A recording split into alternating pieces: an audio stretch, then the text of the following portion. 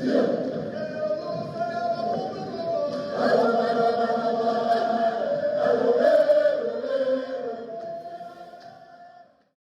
is Steve Zeltzer with Workweek, and we have covered the struggle of the South African workers and the latest struggle of the Clover workers in South Africa who are fighting against union busting and destruction of their company. And joining us is Marnetlwe Sebei. He's the president of the General Industrial Workers Union of South Africa. Today is Martin Luther King's birthday in the United States, and this struggle for human rights, worker rights is a critical struggle now going on in South Africa, and critical not only for the workers of South Africa, but the workers of the world. So welcome to our show, Mametlwe. Thank you, Steve, and thank you to our viewers, but also for your support and solidarity that we're receiving from comrades outside. So maybe you can begin by talking about what is the Clover Company and why is this struggle important to the working class of South Africa? The company has its roots in the White Farmers Cooperative in Natal, which was then the British colony on the coast. Since that time, it has grown into a biggest manufacturer of dairy products in this country, certainly in Southern Africa, and probably in the whole continent. This is a company that has been responsible for many, permanent jobs, not only in Johannesburg and in KZN where it started, but also in many small towns where it has factories that are located. And of course, insofar as the workers' movement, it is a very, important history. Clover workers' strike was one of the most important battalion of the 1973 strikes that gave a rebirth to a modern, independent labor movement as we know it. The company was taken over in 2019 by Milco, the central bottling company of Israel, owned by the Wertheim family. What happened in that struggle against the takeover by this Israeli company, a billionaire family of the Wertheim? When they took over, we opposed the takeover. We took the matter to the Competition Commission, which is the regulatory authorities that is responsible for regulating this kind of mergers and takeovers. And we objected on various grounds. First and foremost, out of solidarity with the oppressed people of Palestine, because this is a company that operates on illegal Jewish settlements on Palestinian lands. This is a company that is implicated in funding a far right-wing, parties in Israel. But also, this is a company that is linked with Israeli Defense Force through donations that it makes. And we consider Israeli Defense Force to be an army of colonial occupation. On those grounds, on the grounds of our international solidarity with the people of Palestine, we objected. And we said to the South African government, you are having obligations in terms of the international law. And these settlements in which this company is operating have been denounced by countless United Nations resolutions. And therefore, this is not a kind of a company that we should be allowing to come and take over Clover in particular. So that was one set of the reasons that we raised. But also, what was already very evident to us is that coming out of the negotiations for takeover, this company is introducing a program of a brutal restructuring. They are calling it Project Sincero, which it was clear that it was part of the package of their negotiations as part of their conditions for taking over. Now, that program entails, downscaling on a massive scale, closure of many factories. Since they took over in 2019, about 6 factories are set to close. They are consolidating in what they call a mega factories that are located on the coast. And we believe part of their strategy is to import their finished products from Israel into South African market. But also, in so doing, they have returned they have dismissed about 2,000 workers, either through a forceful layoffs or what they call voluntary severance packages. But there's nothing voluntary about that, because what is happening is that workers are given a choice of even more horrendous conditions of employment that they have no choice but to take those particular packages. So we think that South African government was derelicted its duty of racism and all that comes with it. So to think that we are going to stay idle when the people of Palestine are being oppressed, that would allow our labor, our sweat, our blood, to be extracted so that is used to fund a colonial occupation of Palestine, and by so doing make all of us who are here, who are associated with Clover, to be complicit in that crime against humanity. They are mistaken. We are going to protest. We have opposed this measure, and we warn them at the time that our opposition is not going to be limited to what we do at Competition Commission. It's going to be a relentless campaign of international solidarity, of strikes, of boycotts, of occupations of Clover. This company, the Central Bottling Company, owned by the billionaire Israeli Wertheim family, they have the franchise for Coca-Cola in Israel. They are supplying Coca-Cola to the settlements, illegal settlements in Israel. And also their bank that they own is actually funding settlements in Israel, which is illegal. But apparently they have a history of violating the international law of the rights of the Palestinian people. Yes, those are some of the issues that we raised in our submission at the commission, that this is a company that first and foremost is operating in illegal Jewish settlements that have been denounced countless times, not only by our movement, but also by many resolutions of the United Nations. This is a company that has been funding the IDF, Israeli Defense Force, that we consider to be an army of colonial occupation. This is a company that has been donating money to far right-wing, racist, and reactionary parties that are actually on the way of the solution to the problems, resolution of the Palestinian question, which for us would only be resolved when you have an independent and free Palestine. So what we are raising here is that we cannot, and we will not. And this, as I've said earlier on, we have said to the company at the time of our opposition at the Competition Commission that even if we lose the case legally here, as the ANC government has decided to support them, it will not be the end of it. We will fight up until such time that Milco is divesting and is divested from Clover. Your union has also called for the government to nationalize this company and for workers to run it with worker management. Why don't you talk about why you see that as a solution for the working class of South Africa and the Clover industry? Broadly, I mean, as a revolutionary Marxist myself, I do believe that the system of capitalism has brought humanity to a point of a crisis for which there is not really a solution, other than socialism. And by that I mean, a simple idea that the working class taking over the means of production through nationalizations of the mines, of the banks, of the farms, of the factories, and bringing them under a democratic control and management so that we can plan the economy to utilize the vast resources that are there in the economy to confront and resolve the problems faced by the many working class people and so on. But we do also believe that the issue of public ownership and democratic management of Clover is linked with a solution to the immediate problems. Because what are those problems? We are obviously passing through a period of a crisis, but that crisis as well consists in the fact that in this period, the only investment that we have are of purely parasitic nature, such as the one that we see in Clover, where big companies take over each other in order to secure market for overproduction in certain markets. And what we are having here is an imperialist corporate takeover by a big multinational of a company in a colonial world like ours in order that they secure the market for Israeli products, not so much to grow Clover and to grow, the company creating jobs and all the things and so on. And I think Marx has spoken about this, right? It's a law of the concentration of capital and so on. So basically what we are seeing is that process in motion, that Clover, Milco's investment is inherently parasitic, is always going to be destructive. And we outlined all of that before the Competition Commission. We provided them with the evidence that we have.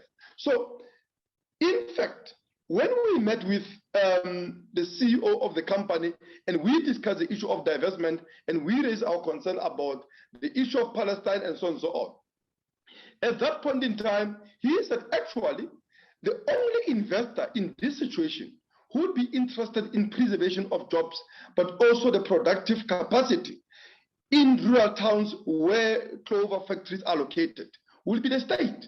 But obviously, since that time, things have changed because they have given him an over 107 million rand in loan to buy the shares in Milco. He's on board with that. So I do not think that he's still open to that.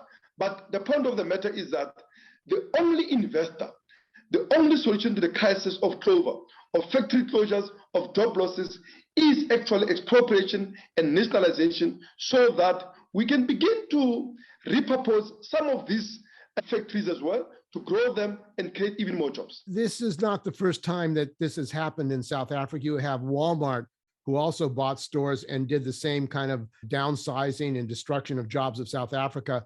It seems like the imperialist countries want to basically suck South Africa dry. Instead of developing it industrially, they're basically destroying it. Is that what's going on in South Africa right now? Yes, I mean, so far as big multinational imperialist corporations are concerned, South African assets are up for taking. They are plundering the economy, and with South African government watching by, idly. And I think for me, that speaks to the impotence, the political bankruptcy of this government, and the fact that really, on the base of capitalism, they do not see a way forward. They have absolutely no solution to the fundamental problems faced by the working class, but also actual of their own economic system. And this is a reason that the workers' movement must come with a political program, which we have said that has to consist, among others, not only in rebuilding our primary and elementary organizations, so the trade union movements, community civics, and uniting all of that, but we need to unite that on the basis of a program to reorganize society. And for us, that's a socialist program. And for that, we need a political apparatus. We have campaigned for a creation of the mass political party of the working class on a socialist program as the only real and effective solution and alternative to the crisis of South African capitalism. And the ANC government, Ramaphosa, by the way, has the license for McDonald's in South Africa. The ANC government, on the face of it, says that is against apartheid Israel, yet approved this acquisition of Clover by an Israeli company, which owned by Israeli billionaires who support the apartheid regime. Isn't that a very big contradiction? What we expect from the government that has betrayed its own people, right? The foreign policy of any government is but an application of the domestic policy of that government on the international plane. So let's remind ourselves, this is a government that has drowned in blood the mine workers at Marikana in 2012 at the behest and to protect the interest and the profits of the mine bosses. Now, to think that at an international level, they will pursue any policy different from what they are pursuing domestically, is illusion, is self-deception. The reality is the ANC government has betrayed the black working class here in South Africa, and therefore, by the same logic, it is completely inevitable that they will betray the oppressed people of Palestine, because let's be clear about what they are preparing here, right? Once you allow a government, or rather let me say a cooperation, that is directly implicated in illegal settlements, but also in pursuit of an imperialist and colonial project that you say you oppose, that you have denounced, at least formally speaking, to take over your food supply, right? To take over your biggest manufacturer of dairy products. What are you doing if not preparing an alibi in advance that in future when we demand accountability to say, what is it that South African government is doing about Israel and its illegal occupations of Palestine, that they will be telling us that we cannot bite the hand that feeds us. They are preparing an alibi in advance. This is what is betrayal here, because it's not just something that is going to happen in future. You can see where it's going.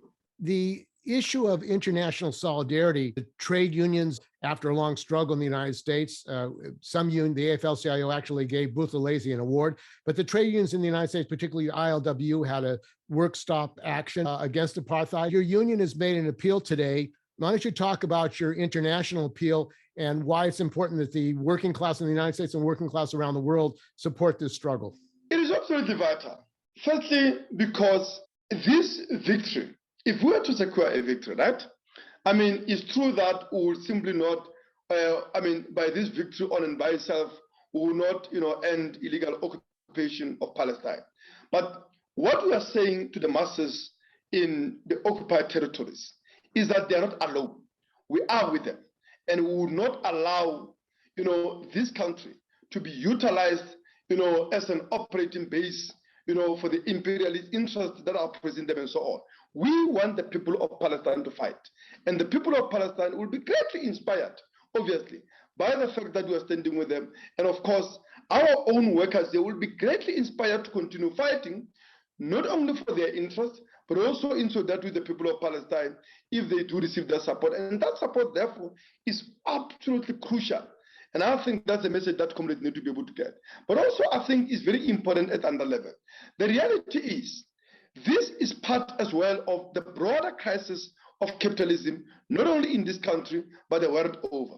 And what we have seen, what has been the key feature of this crisis, is the fact that since COVID has started, but also the economic crisis that preceded COVID, is that the working class has been made to bear the brunt of the crisis, not of its own making, the crisis of the system. And I think what the workers of Clover have said is that we are drawing the line. We are saying here and no further. This is where we are going to stop the butcher on his tracks and will not allow them to retrench our way, us, will not allow them to close our factories, will not allow them to cut our wages and impose a new forms of slavery on the much more horrendous conditions of employment. And therefore, the victory of Clover workers will be the victory of the international working class, because it will set an example that I think will certainly inspire all the workers in this country who are faced with a similar situation, but also with many workers across the world who are facing retrenchments, factory closures, and this kind of restructuring that Milco is proposing. Of course, in the United States, there have been union busting against Amazon workers. Most of the workers are unorganized in the United States. When they try to organize, they break the unions if they can. There's the mine workers who are on strike after 9 months in Alabama. So this is an international struggle. So what are you calling for on January the 25th? We are calling for a national and international day of action. So we are saying that workers, community activists, socialists, and all progressive people across the world who are for the Palestine, who are for the cause of Palestine, who are for the cause of the workers here in South Africa, here in Clover, they must be able to, rally and of course demonstrate as South African at Israeli embassies, at Coca-Cola outlets, because we think that Coca-Cola, being the owner of the SCBC, is directly implicated. And I think for all their pretensions of commitment to human rights, their hypocrisy is being exposed here in the colonial world, where they want to impose conditions that the black working class here fought very hard to undo in a struggle against apartheid. Therefore, we are calling on the movement. We have met with government, but what has become abundantly clear to us is that we should not put our faith, we should not have illusions on this government, on the management of Clover. None of them are going to save our situation. None of them are going to provide the solution to the problems that the workers at Clover are confronted with.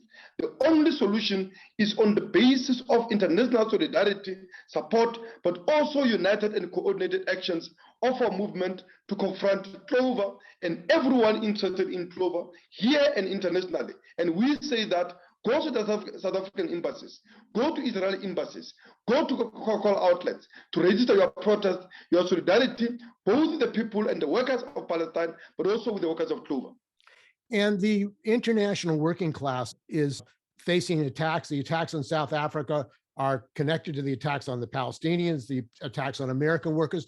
How do you see the growth of internationalism now, particularly with communication technology? You have videotaped the struggles, your struggles, and the ability of workers to unite internationally seems to offer a great opportunity today. One of the incredible things that has happened with COVID is, the migration to online platform has accelerated, the way in which we communicate much more easily, much more effectively. And I think that makes solidarity and coordination in a way that it was not always possible before. And I think that also makes possible, active solidarity and so on. But I think we've got to go beyond that. We've got to say that over and above, supporting each other on day-to-day struggles, we need to build a mass workers international to make sure that we confront, the capitalist class, not only, on the basis of, issues at factory level, at company, at industry level. We need to end this system.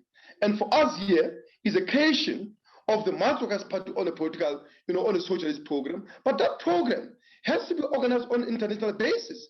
We need a mass political, party of the working class across the world that will make sure that it coordinates and link the day-to-day struggles that we are fighting, like the ones in Clover, but also in communities around climate change, around women's rights, and to ensure that ultimately we build a movement that can overthrow this system, that can ensure that we can take over the commanding heights of the world economy and plan the vast resources that are there in the world economy to solve the problems of humanity, to end climate change and all the other crises of capitalism. One of the issues is the pandemic, the virus. In the United States, over 800,000 people have died. The government, the capitalists are saying that this has to be accepted as normal. Workers still are not able to get high quality masks. There's no mass protocol for testing. And this is in the most advanced capitalist country in the world, that people do not have a public health to protect them from this disease. And I assume the same situation is in South Africa with the pandemic and the need to defend the working class in the face of this raging virus. I mean, the fact that in the most, advanced capitalist country, in the richest, if you like, civilization in the whole of human history, they can't even manage such a basic problems of how to combat COVID is a testament to the bankruptcy of this system. Because I think, as you indicated, I mean, the very fact that the American, imperialism could not even put an effective measure to protect many American workers, against the pandemic, but also we've seen, many important struggles at Amazon, a number of companies. We've also seen waves, of teacher struggles in the United States last year and so on. This can only mean that the American working class are being hammered during this crisis. Their conditions of living are under attack. And that is all the more important reason that we've got to be able to win somewhere in order to turn the tide. Because so far, it is a bourgeois class, both in South Africa, but also in the US and everywhere across the world, which is on the offensive. And we need to be able to turn that tide. And that is the reason that I think supporting each other and making sure that we roll back these attacks is absolutely vital. And that's the reason that we need the support of the American workers. We've been talking with Marnetlwe Sebei. He's the president of the General Industrial Workers Union of South Africa. He's talking about his struggle of 5,000 Clover workers and also their call for international solidarity on January 25th. So thanks for joining us on Work Week. Keep up the struggle.